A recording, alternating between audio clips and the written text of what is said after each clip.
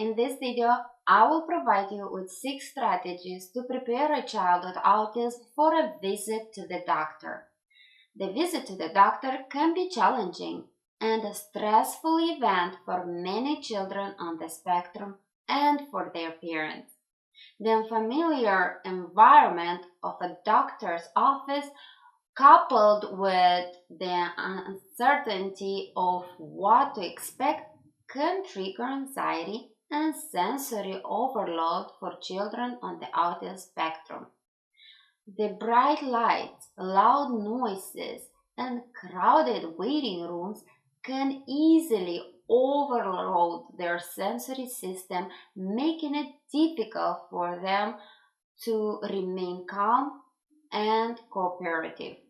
Additionally, the social interactions required during a medical examination, such as making eye contact, answering questions, or being touched by a stranger, can further intensify their discomfort and distress. Parents of children on the spectrum also face unique challenges during doctor visits.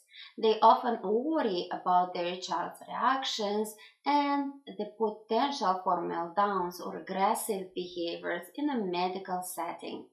They may feel anxious about their ability to effectively communicate their child's specific needs and concerns to the healthcare professionals. While individuals' needs and sensory sensitivities may vary, here are some scientifically proven strategies that can help a child with autism with the visit to the doctor. First, use social stories.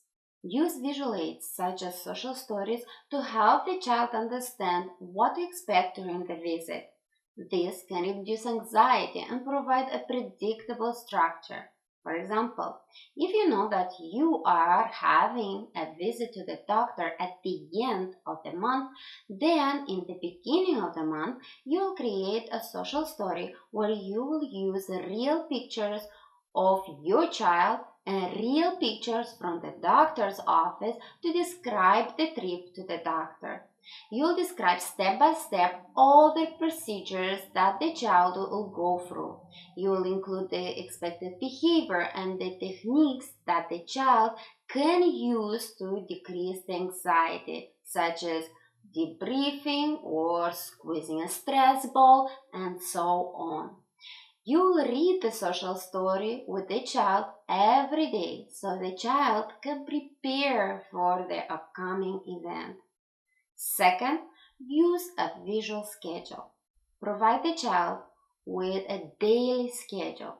Having the child used to use a visual schedule will help you introduce the visit to the doctor and decrease the child's stress level.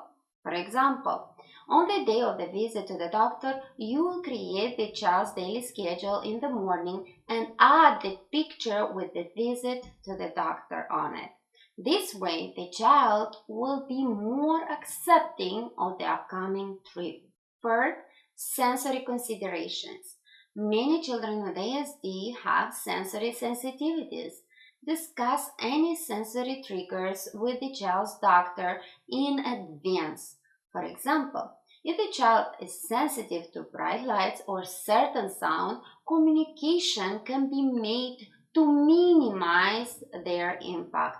Also, here you may use those additional sensory supports such as headphones, glasses, weighted jackets, and fidget toys. Fourth, practice role playing. Act out the doctor's visit with the child using toys or dolls. This can help them rehearse and become more comfortable with the procedure that may take place. Encourage the child to play the role of the doctor as well, promoting a sense of control and familiarity. For example, you can get the doctor toy set and play with the child by taking the child's temperature, checking the pulse, and the heartbeats. Let the child play and pretend to listen to your heartbeats, looking into your ears and mouth. The play with medical supply will help the child accept those medical procedures and reduce the child's behavior during the visit. Fifth, gradual exposure. Start by exposing the child to medical setting in a non-threatening way. For example, visit the doctor's office for a brief and positive experience such as waiting or measuring.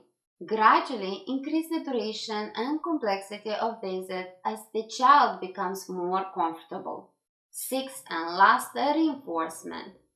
Establish a system of positive reinforcement and rewards for cooperative behavior during the visit.